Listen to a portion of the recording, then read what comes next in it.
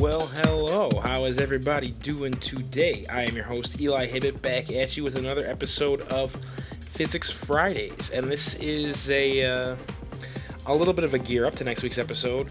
I am in pop quiz mode, it turns out. And so I am feeling a little quizzy, and I got something new for you next week.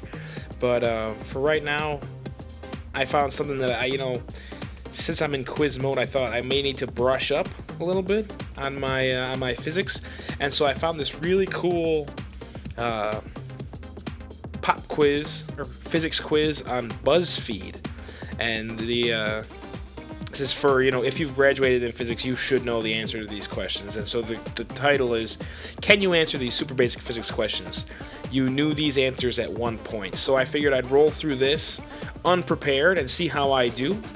And maybe we'll see how much has been featured on the podcast. Maybe we'll know, and then hopefully I don't embarrass myself too much. So, but I'm trying to bring Physics Fridays back. I do want to remain committed to finishing the Allegdly universe. It has again eluded me, but here we go. So this is a step towards completing that goal. If you want to take the quiz along with me, if you're watching on YouTube, check it out in the notes down there. I linked the quiz up, or else go to the blog, pwnyOurhw.blogspot.com, and surely the link will be there somewhere for you.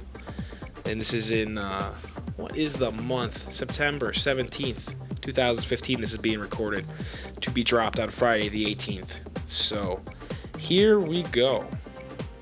This was totally unprepared, by the way. Okay.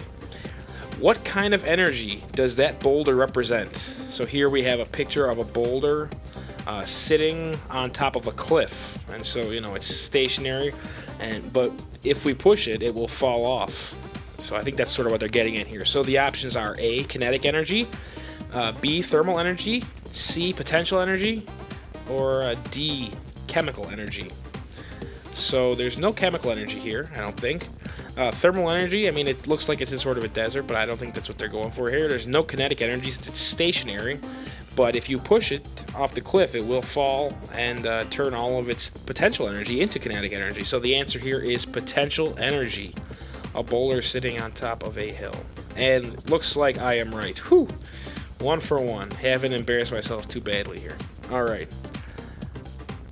Which branch of Einstein's relativity deals with gravity?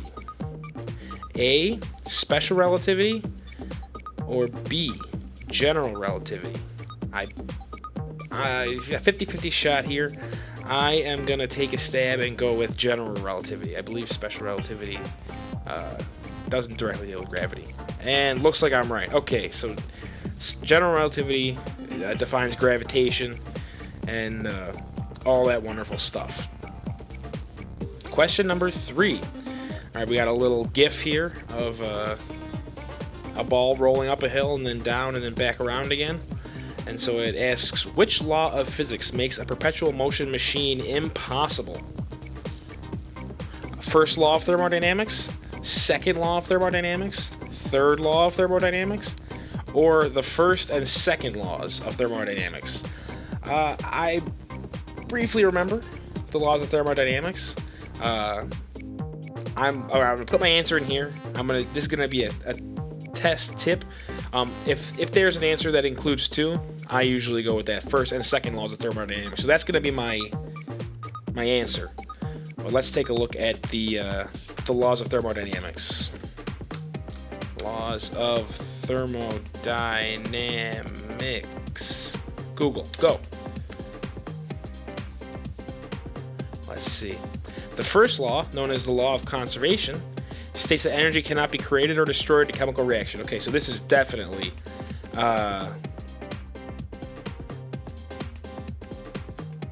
included in the answer. The second law of thermodynamics states that entropy of any isolated system not in thermal equilibrium almost always increases. So the entropy, the chaos, is going up, which means you can't have something going up and down all over the place. It's going to reach its steady state, and that's going to be the end of it. Let's see. And then the third law, let's see if I was wrong. Where's the third law? The law of thermodynamics limits the efficiency of heat engines in extracting useful energy. Not really here. So let's see. States the entropy of a system that approaches a constant value as the temperature approaches absolute zero. So absolute zero doesn't have anything to do with this. So let's say first and second laws. According to this BuzzFeed, I am correct. Question number 4. How fast does light travel? 2.998 times 10 to the 7th meters per second, 10 to the 8th, 10 to the 9th, or 10 to the 10th? Well, on the Pulling Your Homework Physics Series podcast, we've gone through this at length, ad nauseum. And so 3 times 10 to the 8th meters per second is the speed of light. 2.998 times 10 to the 8th. Booyah! So it does help you learn a little bit on the podcast. Oh, here we go. We got a picture of the Rock standing on the Great Wall of China, and it asks, which of these has both magnitude and direction? A scalar or a vector? Well, if I haven't beaten that into your head, obviously a vector has both magnitude and direction. All right. Next question. The orbits of the planets around the sun are circular. Oh, this is true and false. True or false? The orbits of the planets around the sun are elliptical. They are not circular. They have a semi-major and semi-minor axis. So that is false. Let's see what it has to say. Oh, false. Correct. They are close to circular, but they are actually elliptical. There we go. All right. Now we got a picture of Lumberg from Office Space, and he asks, which of these is a unit of work? Well, we've been going through that, with our work is equal to F dot D, and so we know that the answer is joules, but let's go through here. A watt, a meter, a joule, or a newton? A watt is power, meter is displacement or distance, a joule is, of course, work, and newton is force. So joule, correct. All right, okay, so we got a dark side of the moonish type prism. We got white light coming on one side and rainbow coming out the other side. Which physics law describes how light acts in a prism? Beer-Lambert law, Snell's law, Kopp's law, or Stokes law? I think it's Stokes' theorem, but I'm not wildly familiar with Kopp's or Beer-Lambert law, but Snell's law has to do with light and discusses how angles bend and change as they go through different media. So I'm going to say Snell's law. Oh yeah, all right. We are doing pretty good so far. All right, we got a picture of Freddie Mercury, allegedly, I would guess, singing under pressure. When exposed to lower air pressure, the boiling point of water increases or decreases. I'm going to call a PIV nerd here. PV is equal to nRT. And so lower air pressure, so P goes down, temperature goes down. Boiling point of water, lower pressure, there's not as much pressure, so I think you have to add more energy to get it to change to a gaseous state. I'm going to go increases. Oh, decreases. Oh, PV, I didn't use it.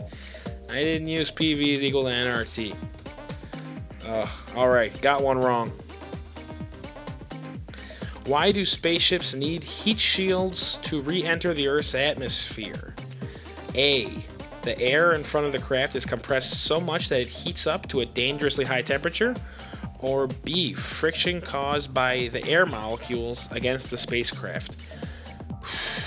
Well, friction is definitely caused, but I would guess, if we're if we're re-entering the atmosphere, you're going to hit that air pretty hard, and you are going to compress some air when you crash into it, and it's probably going to heat it up to a dangerous high temperature. I think this is a fake out because everybody knows it's friction. Can I get too wrong? I'm going to go with the compression. Let's go with the compression. All right, correct. Friction plays a role at lower altitudes. The main issue is the compressed air caused by the shock wave in front of the craft. All right, so can you answer these super basic physics questions? You got 9 out of 10 right. Kind of embarrassing. I didn't just follow my gut. You crushed it. Much like a can of soda with a comparably low amount of air inside of it relative to its environment, this test was crushed by your brilliance. So I got one wrong. Your humble host got one wrong, but I am only human. So there we go, 10-question quiz. Check it out. Take the quiz along with me if you want. And tune in next week for another episode of hopefully Physics Fridays and a very special edition of the Pwn Your Homework Physics Series podcast coming next week. So until then, guys, stay frosty, stay tuned, stay in the zone. Take care.